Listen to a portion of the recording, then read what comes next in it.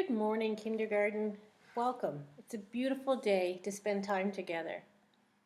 Today is, what's our month? Do you remember? Yes, today is April. It's our month. We'll put it right up here. What letter does month start with? Month. M, that's right. And we can hear that April is a vowel because it's saying its own name. The letter A is a vowel because it's saying its own name in the word April.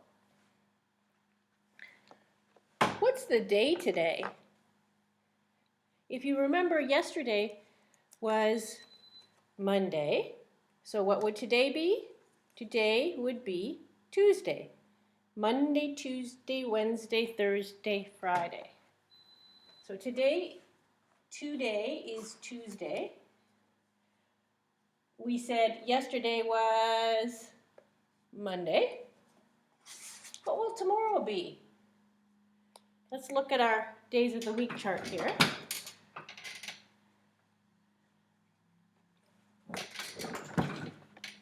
There we go. Sunday, Monday, Tuesday, and tomorrow will be Wednesday. You got it. So our month is April. Our day is Tuesday. What's our year? Of course, it's 2021. Year starts with Y. And our season, it's a season of rain and sun. Yesterday we had some rain, but today we have some sun, and everything is getting green and getting buds, the trees. I noticed at my home, the flower gardens are getting lots of green sprouts and even yellow daffodils. So there's the sunshine, and here's the rain. So only one thing left for our calendar. The date. Yesterday was the 19th. What comes after 19? That's right, 20. A new group of 10. That's the 20s. 2, 0. 2 groups of 10. Well, let's take a minute and thank our Heavenly Father for this beautiful sunny day. Dear Lord, we thank you that we had a good night's sleep, and we're awake, and we're healthy, and we're safe, and we have healthy bodies and brains ready to learn and ready to move. We pray that you'll help us to make good decisions today. Amen. And will you stand with the Wiggles and sing "O Canada"? Hi, we're the Wiggles, and today we're going to sing the Canadian National Anthem to celebrate all things Canadian. Are you ready? Here we go. Oh, Canada, our home and native land, true hatred, love, in all our land. With glowing hearts we see thee rise, our true north, strong and free. From far and wide, O Canada, we stand on guard for thee. God keep our land glorious and free.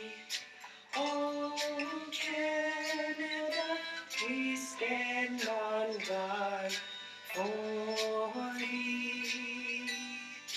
Oh, Canada, we stand on guard for thee. Oh, we love singing the Canadian anthem, and we hope you did too. You did so well. You can join us anytime. Great singing. And I know you were standing up straight and tall, showing respect for our country and being thankful for such a beautiful country. Well, moving on. For language today, you're working in your letter craft book. And again, just like with our printing book, we've gone through the letters A to Z. So some people are working on different pages. We're not all on the same page. We're working on pages that we have missed when we were absent. So whatever page Mrs. Pedler has put in there for you to do, you work on that. And the JKs will just be doing the one page, but the SKs will be doing their lowercase page, whatever letter that is, the craft page, plus their cut and paste page, whichever one Mrs. Pedler has put in for you to do. So you'll have your craft page and your cut and paste, but the JKs will just have their craft page. You can go ahead and work on that now. Oh, and Mrs. Pedler just forgot. Today, our Bible story, and you can do this with your parents, we're still talking about honesty. And what is honesty? It means to tell the truth. Why is it important to tell the truth? Because we want to honor God, and also because we want people to be able to trust us. And if we do not tell the truth, if we're not honest, if we're dishonest, which is the opposite of honest, then people won't be able to know whether what we're saying is true or not, and people cannot trust us. So I know God can help you to tell the truth, even when you might be tempted to lie. And the verse that we're working on this week helps us to remember in our heart, when we're tempted to lie, that telling the truth will always be a better decision and help us out, even if it doesn't feel like it would. It will always help us out in the long run. So let's stand up now and practice that memory verse. It is found in Colossians chapter 3, verse 9. And we said, "Do not lie to one another, since you have taken off your old self and put on the new self." Let's try it again. "Do not lie to one another, since you have taken off your old self and put on your new self." And that is found in Colossians chapter 3, verse 9. All right, girls, sit down. Boys, stand up. 1, 2, 3. "Do not lie to one another, since you have taken off your old self and put on your new self." Colossians chapter 3, verse 9. All right, boys, you can sit down, and girls, stand up. 1, 2, 3. "Do not lie to one another, since you have taken off your old self and put on your new self." Colossians chapter 3, verse 9. You've got it. By the end of the week, you'll have that memorized, no problem. And the wonderful thing about memorizing God's words is that we have them inside us when we need to remember them, to help us make good decisions. And so we're going to move on from that now. We already talked about our language. Next, we're going to talk about math. We've been comparing numbers to see what one more than a certain number would equal. So adding one on. We have a group or a set, and we add one more on, and what will that equal? We talked about that yesterday. We're going to talk about that a bit more. So the page that you'll be using to practice is this page, and this is the same for the JKs and SKs.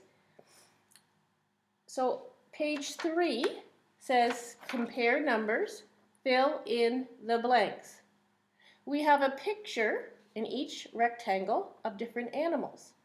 In the first picture, we have snails. Can you count them for me? 1, 2, 3, 4. 4 snails. Underneath it, it says 1 more than 3 is 4. That's right. So here's a group of 3, and then this little guy is all by himself over here. He might be a little bit lonely. So we're going to have him join the group. So 3 plus 1 more, and you fill in the blank. 1 more than 3 is 4. Let's take a look at that on our board together.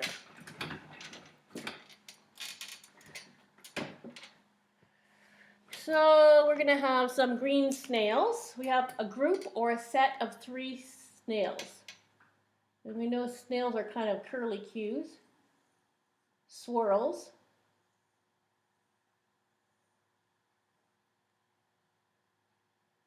So there's 1, 2, 3, and 4.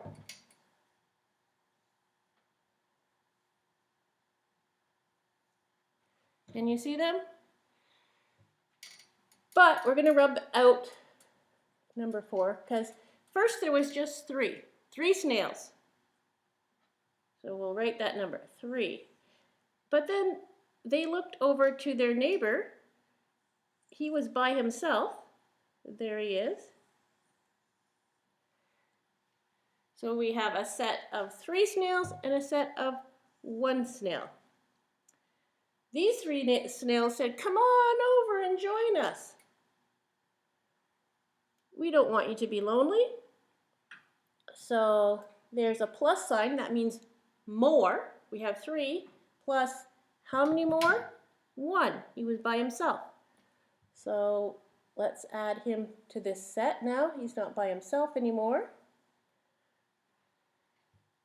So we'll rub him out down here because he moved up here. 3 plus 1. Let's count them.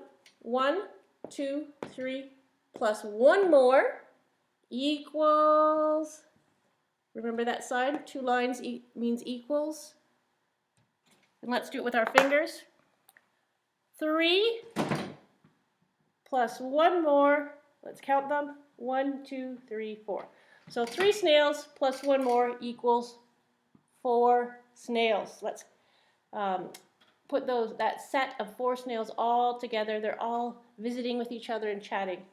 1, 2, 3, and 4. There they all are.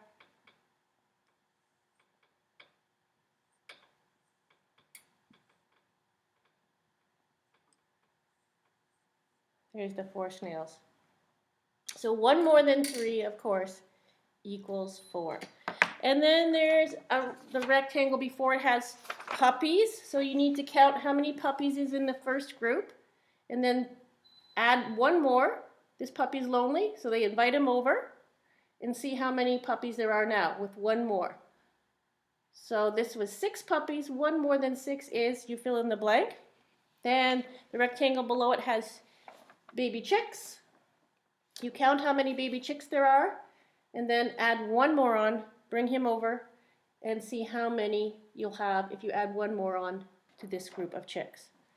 All right, let's turn the page over. And on the back,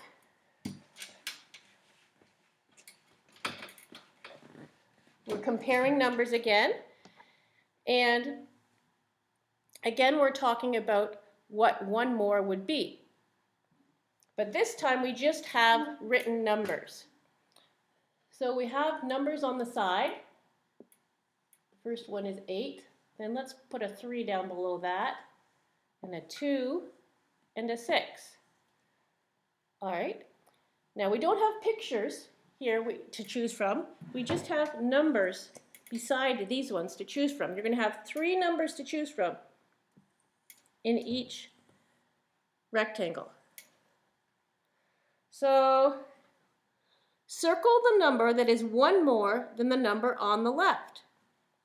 So if the 3 we choose from are 9, 5, and 4, Which one is one more than 8?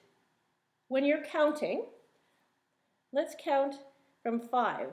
5, 6, 7, 8, and what's one more? 8, 9. So we would circle number 9. 9 is one more than 8. 5 is less than 8. If you have 8 apples and someone else has 5, you have more than them. 9 is one more than 8. All right, number 3. If you have 3 apples and somebody else has 1 apple, someone else has 2 apples, and someone else has 4 apples. Which one has more? The one that has 1, 2, or 4. Let's count. 1, 2, 3, 4. So 4 is one more than 3. 3, 4. All right. We'll do one more together, and then you can do it on your own page. So this number is 2. Let's put a 1, a 5, and a 3. We have to choose which one we're going to circle. Which one is one more than 2? Is 1 more than 2? No. If you have 2 apples, then you have more than me if I have 1. Is 5 more than 2? Yes. If you have 5 apples, you have more than me if I have 2. But is 5 1 more than 2? Let's count and see. 2, 3, 4, 5. No. 3 is one more than 2. 2, 3. We've gone over 1. So we're going to circle the 3. All right. So that is your math assignment. It shouldn't take very long to do it. It's not very difficult.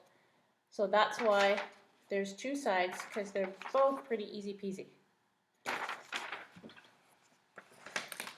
All right, so we have done our Bible time, we've done our calendar time, we've done our language, and our math. And I think it's time to stand up and have a break. Can you stretch with me? Stretch. Up, up, up, up, up. That's it. Hold it. Wiggle your fingers. And touch your toes. Oh. Stretch out and in. Out and in. Clap your hands. Give a little clap. Open them. Shut them. Open them. Shut them. Give a little clap. Open them, shut them. Open them, shut them. Give a little tap. Open them, shut them. Open them, shut them. Hold them in your lap. And if you need to, go take a bathroom break, get a snack, or a drink of water, whatever you need to do. And when we come back, we need to find out what happened to Sid and Midge. Do you remember from yesterday? We ended our story yesterday with an earthquake, so we really need to see what happened and if they're okay. I'll see you back in a few minutes after you've had your break.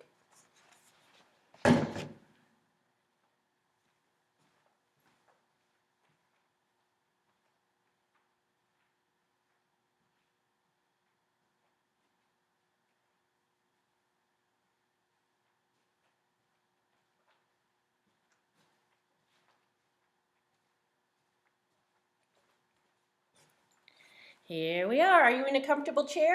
Find that comfy chair, put your feet up, get ready to relax, and hopefully Sid and Midge are okay. So we left off, you can see There's Midge in her home in the bottom circle of the uppercase B. Does she look happy or a little frightened? Suddenly, like a bolt out of the blue, Midge felt their perch give a terrible lurch. The buildings across the way seemed to sway back and forth. "It's an earthquake!" screeched Midge.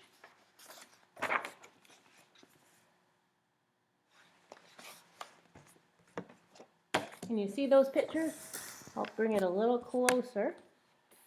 I wonder what's happening to the bee. What do you see in that picture? There's a truck and some strong men pulling on a rope that's attached to their home.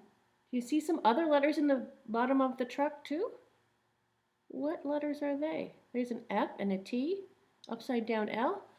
Well, but no, it was even worse than an earthquake. Their sign was being taken down.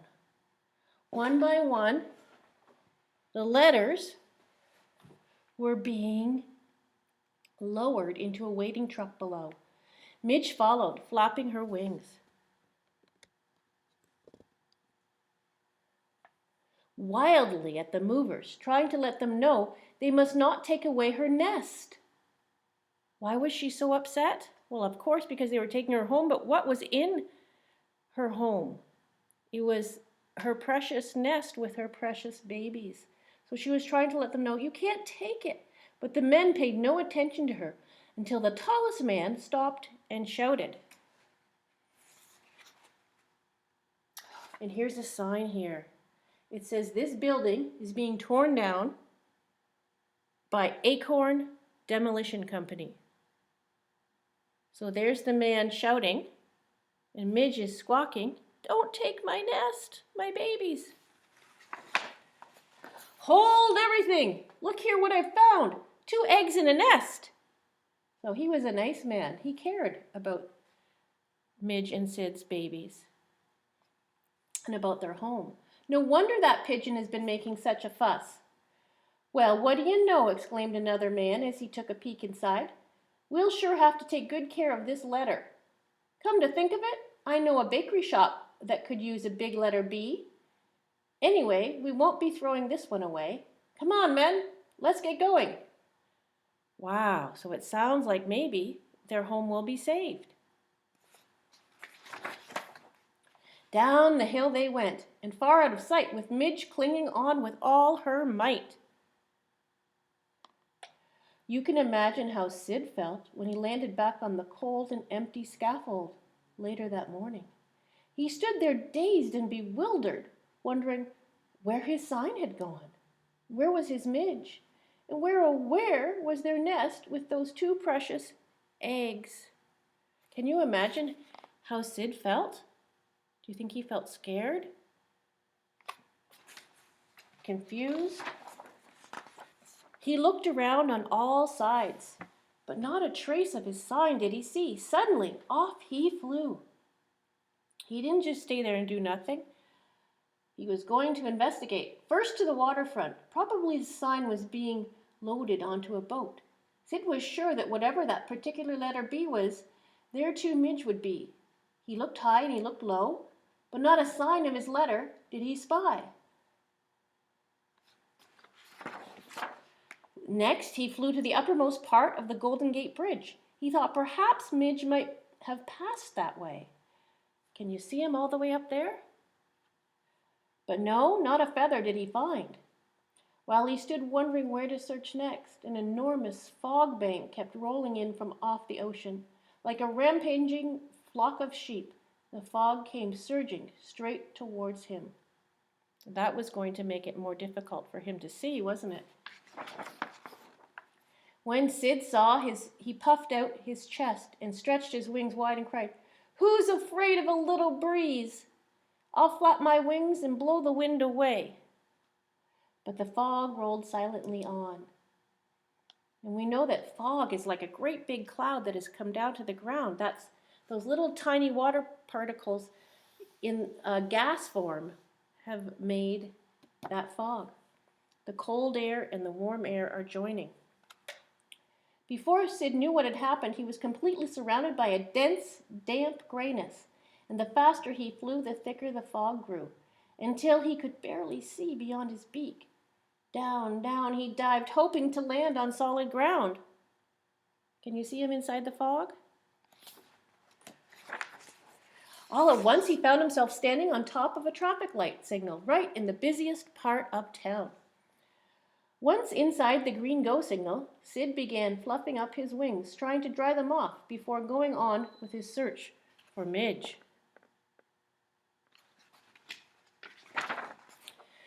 What Sid didn't know was that his fluffed up wings hid the word go, and no one in the street dared to budge. Soon there was a roar of automobile horns. People certainly get awfully upset over a little fog, said Sid as he stuck out his head. Just then along came a policeman, and when he blew his whistle, beep, beep, Sid flew out like a streak of lightning. Alas, the traffic could move on. Can you see the headlights in the fog?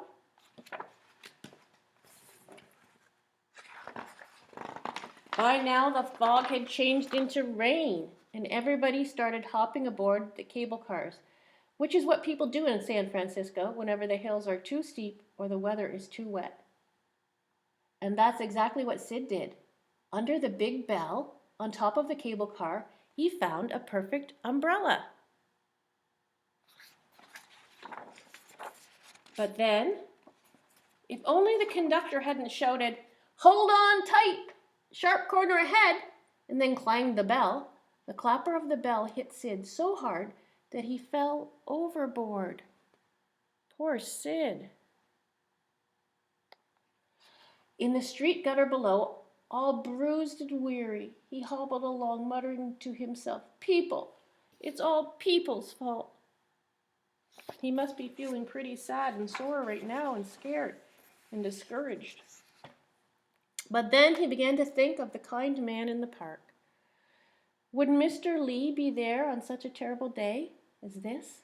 Sid tried to spread his wings and fly, but he was too weak. He would have to walk all the way to Union Square. Fortunately, the park was only a couple of blocks away, and just as Sid hopped up onto the curb, he felt a gentle hand reach down and pick him up. Whose hand do you think that was? The next thing Sid knew, he was inside Mr. Lee's warm overcoat pocket, where, much to his surprise, he found several sunflower seeds. Right away, he began to feel better. Do you think he felt dry and safe, and his tummy was feeling a little bit fuller? He must have started to feel better, but he still must have been worried about Midge and his eggs. He could hardly wait to get on with his search for Midge. When he peeped out, he saw that the rain had stopped, and warm rays from the sun were beginning to shine down. Mr. Lee talked to his friend inside his pocket as he walked along. "Around the corner from here, I know a bakery where we can get something more for you to eat," he said.